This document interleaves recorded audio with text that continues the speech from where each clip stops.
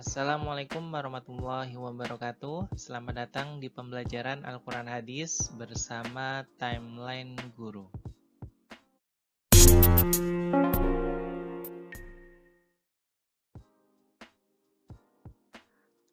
Untuk hari ini kita akan belajar mengenai salah satu kompetensi dasar, yakni kompetensi dasar 3.1, menganalisis Quran Surah Al-Mu'minun ayat 12-14 tentang fase penciptaan manusia, Quran Surah An-Nahl ayat 78 tentang kesempurnaan penciptaan manusia disertai organ-organ, Quran Surah Al-Baqarah ayat 30-32 tentang manusia sebagai khalifah di bumi, Quran Surah Az-Zariyat ayat 56 tentang tujuan penciptaan manusia dan jin, dan hadis riwayat Muslim tentang penciptaan manusia, serta hadis riwayat Bukhari tentang hak Allah dari manusia. Anak-anakku sekalian, manusia adalah makhluk Allah Subhanahu wa Ta'ala yang paling sempurna, baik dilihat dari bentuk fisiknya ataupun potensinya. Dan apabila ditinjau dari segi proses penciptaannya, manusia telah melalui serangkaian proses yang sangat unik dan menakjubkan, jauh melebihi makhluk Allah Subhanahu wa Ta'ala yang lainnya. Sebagai makhluk yang paling sempurna, manusia diciptakan oleh Allah Subhanahu wa Ta'ala dengan tujuan tertentu dan bukanlah tanpa maksud. Manusia tidak begitu saja dibuat tanpa memiliki hakikat dan substansi. Lantas, bagaimana Al-Quran menjelaskan tentang hakikat penciptaan manusia tersebut? Untuk dapat menjawab pertanyaan tersebut, mari kita amati dan perhatikan penjelasan berikut. Anak-anakku sekalian, untuk memahami lebih mendalam mengenai hakikat penciptaan manusia, kita akan mencermati beberapa ayat Al-Quran yang menjelaskan tentang proses penciptaan manusia, proses manusia setelah dilahirkan, serta tugas dan tujuan manusia diciptakan. Adapun yang pertama yaitu proses penciptaan manusia telah dijelaskan dalam Al-Quran Surah Al-Mu'minun ayat 12 sampai ayat 14.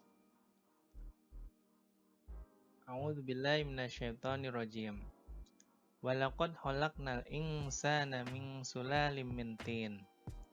Summa ja'alnahu nutfatan fi qararim makin. Summa khalaqnan nutfata 'alaqatan. Fa khalaqnal 'alaqata mudghatan. Fa khalaqnal mudghata idzaman. Fa kasawnal idzama lahman. Summa ansha'nahu khalqan akhar. Fatabarakallahu ahsanul khaliqin. Yang artinya, dan sungguh kami telah menciptakan manusia dari saripati berasal dari tanah. Kemudian kami menjadikannya air mani yang disimpan dalam tempat yang kokoh atau rahim. Kemudian air mani itu kami jadikan sesuatu yang melekat, lalu sesuatu yang melekat itu kami jadikan segumpal daging. Dan segumpal daging itu kami jadikan tulang belulang. Lalu tulang belulang itu kami bungkus dengan daging. Kemudian kami menjadikannya makhluk yang berbentuk lain. Maha suci Allah, pencipta yang paling baik. Quran Surah Al-Mu'minun ayat 12 sampai ayat 14. Adapun proses penciptaan manusia juga dijelaskan dalam sebuah hadis riwayat Bukhari Muslim. Inna ahadukum yujma'u khalquhu fi batni ummihi arba'ina yawman nutfah. Tsumma yakunu 'alaqatan misla dzalik. Tsumma yakunu mudghatan misla dzalik. Tsumma yursalu ilaihil malaku fayanfukhu fihi ruh. Wa yu'maru bi arba'i kalimatin. Bikat bi rizkihi wa ajalihi wa amalihi wa syakiyun au sa'id. Yang artinya, sesungguhnya setiap kalian dikumpulkan penciptaannya dalam rahim ibunya selama 40 hari berupa nutfah atau sperma. Kemudian menjadi alaqah atau segumpal darah selama waktu itu juga. kemudian menjadi mudghah atau segumpal daging selama waktu itu pula. Kemudian Allah mengutus malaikat untuk meniupkan ruh kepadanya dan mencatat 4 perkara yang telah ditentukan, yaitu rizkinya, ajal, amal perbuatan, dan sengsara atau bahagianya. Hadis riwayat Bukhari dan Muslim. Adapun isi kandungan Quran Surah Al-Mu'minun ayat 12-14 dan hadis riwayat Bukhari Muslim tersebut adalah yang pertama bahwa manusia diciptakan dari saripati tanah yang kemudian mengalami proses dalam beberapa fase penciptaan dan kejadiannya. Kedua, Allah adalah sebaik-baik pencipta karena seluruh penciptaan tersebut membuktikan bahwa Allah secara detail mempersiapkan segala hal berkaitan dengan kehidupan suatu makhluk, termasuk manusia. Adapun yang terakhir bahwa proses kejadian manusia terbukti melalui Al-Quran dan ilmu pengetahuan saat ini. Sehingga hal tersebut harus memperkuat keimanan dan ketakwaan kepada Allah Subhanahu wa Ta'ala. Adapun berkaitan dengan kesempurnaan penciptaan manusia disertai organ-organ telah dijelaskan dalam Quran Surah An-Nahl ayat 78. A'udzubillahi minasyaitonirrajim. Wallahu akhrajakum min butuni ummahatikum la ta'lamuna syai'an. Wa ja'ala lakumus sam'a wal absara wal afidah la'allakum tashkurun. Artinya, dan Allah mengeluarkan kamu dari perut ibumu dalam keadaan tidak mengetahui sesuatu pun, dan Dia memberimu pendengaran, penglihatan, dan hati nurani agar kamu bersyukur. Quran Surah An-Nahl ayat 78. Ayat tersebut menjelaskan bahwa manusia lahir ke dunia dalam keadaan lemah dan tidak mengerti apa-apa. Dan untuk membantu manusia yang lemah tersebut, Allah membekali manusia 3 hal, yaitu pendengaran, penglihatan, dan hati nurani. Perlu diketahui bahwa pendengaran manusia diciptakan lebih dahulu dibandingkan indera yang lain. Oleh karena itu, dalam ilmu parenting, seorang ibu yang sedang hamil sebaiknya diperdengarkan dengan ayat-ayat suci Al-Quran. Hal ini untuk merangsang pendengaran bayi di dalam janin agar semakin baik dan berpengaruh pada perkembangan otak bayi. Adapun isi kandungan berikutnya, ayat tersebut juga menjelaskan mengenai potensi yang ada pada diri manusia sangatlah besar, yaitu berupa kemampuan untuk berpikir pada otak dan kemampuan fisik. Adapun tentang manusia sebagai khalifah di bumi telah dijelaskan dalam Quran Surah Al-Baqarah ayat 30-32. A'udzubillahi minasyaitonirrajim.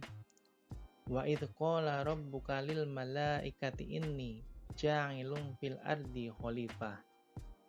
Qalu ataj'alu fiha may yufsidu fiha wa yasfikut dima. Wa nahnu nusabbihu bihamdika wa nuqaddisu lak. Qala inni a'lamu ma la ta'lamun. Wa 'allama Adama al-asma'a kullaha summa 'aradahum 'alal malaikati faqala ambi'uni bi asma'i haula'i in kuntum shadiqin. Qalu subhanaka la ilma lana illa ma 'allamtana innaka antal ngalimul hakim. Artinya, dan ingatlah ketika Tuhanmu berfirman kepada para malaikat, aku hendak menjadikan khalifah di bumi. Mereka berkata, apakah engkau hendak menjadikan orang yang merusak dan menumpahkan darah di sana, sedangkan kami bertasbih memujimu dan menyucikan namamu?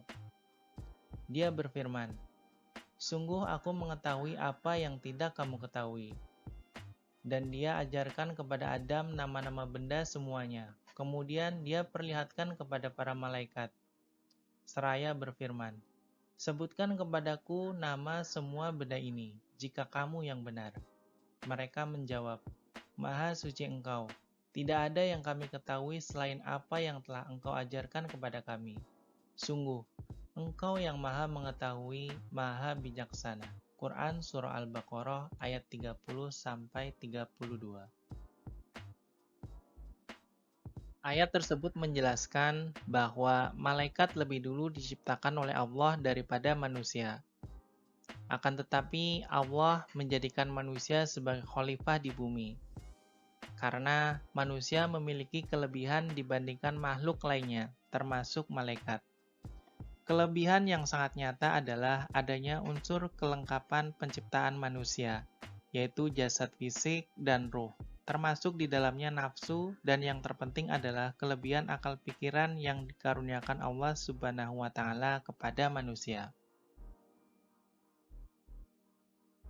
Adapun tentang tujuan penciptaan manusia dan jin telah dijelaskan dalam Quran Surah Az-Zariyat ayat 56. A'udzu billahi minasyaitonirrajim. Wa ma khalaqtul jinna wal insa illa liya'budun. Artinya, aku tidak menciptakan jin dan manusia, melainkan agar mereka beribadah kepadaku. Quran Surah Az-Zariyat ayat 56. Ayat tersebut menjelaskan tentang tugas utama manusia diciptakan Allah tidak lain hanya untuk beribadah kepada Allah.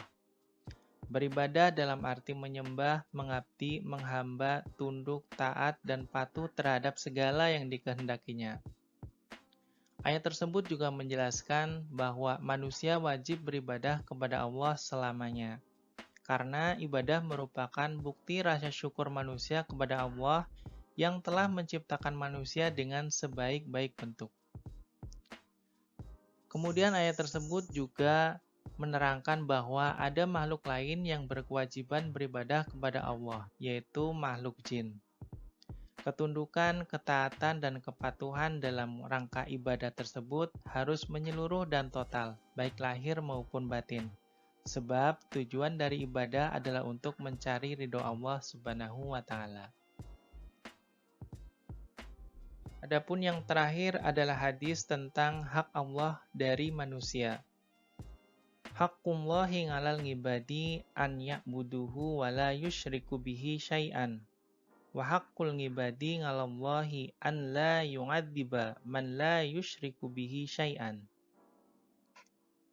Artinya, hak Allah yang wajib dipenuhi oleh para hambanya ialah mereka hanya beribadah kepadanya dan tidak mempersekutukannya dengan sesuatu pun.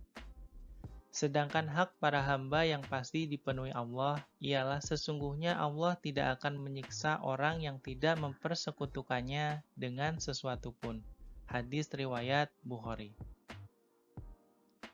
Baiklah, sekian pemaparan materi tentang hakikat penciptaan manusia. Syukron kasiron. Semoga bermanfaat. Wassalamualaikum warahmatullahi wabarakatuh.